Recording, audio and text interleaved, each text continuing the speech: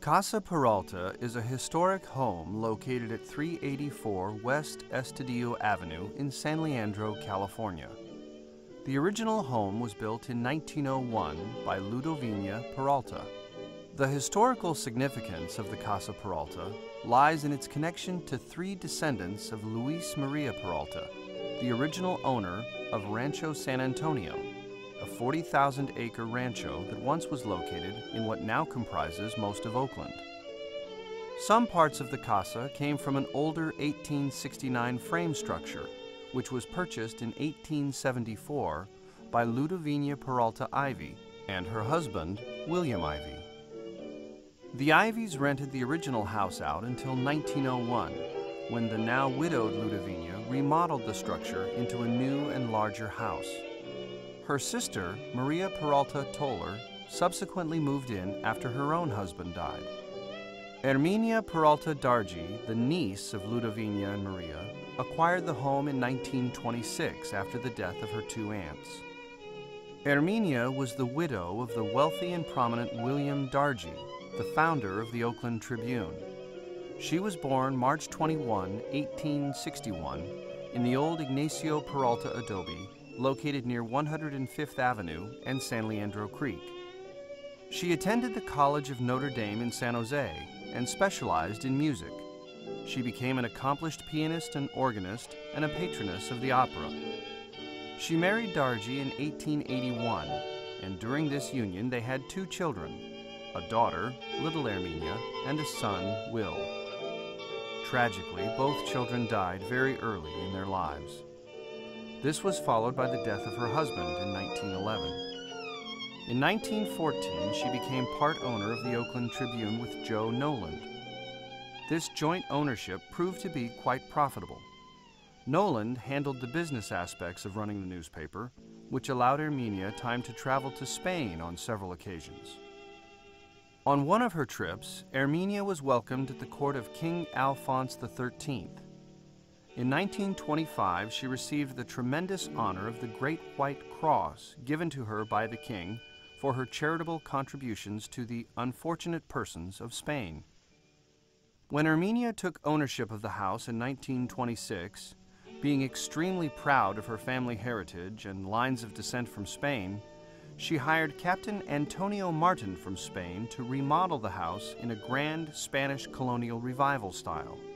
Widowed and with no surviving children, Herminia devoted herself to realizing her dream of having a Spanish-style villa.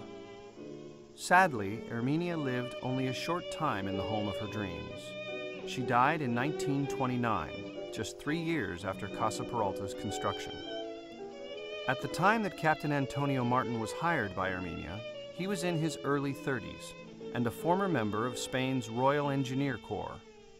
He first remodeled the home's water tower into an apartment for himself. He then set about remodeling the home into an impressive structure.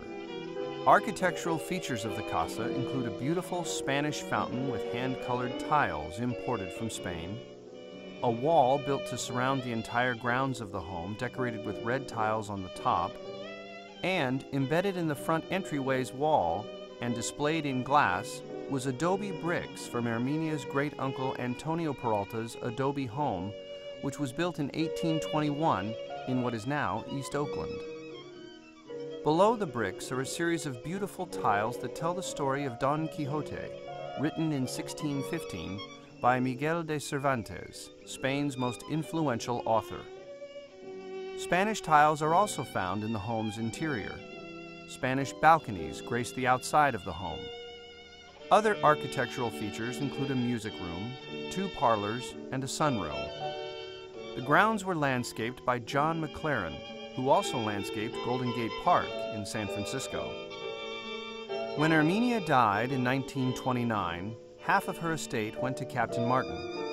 Eventually, he was removed as executor of the estate by her surviving sister.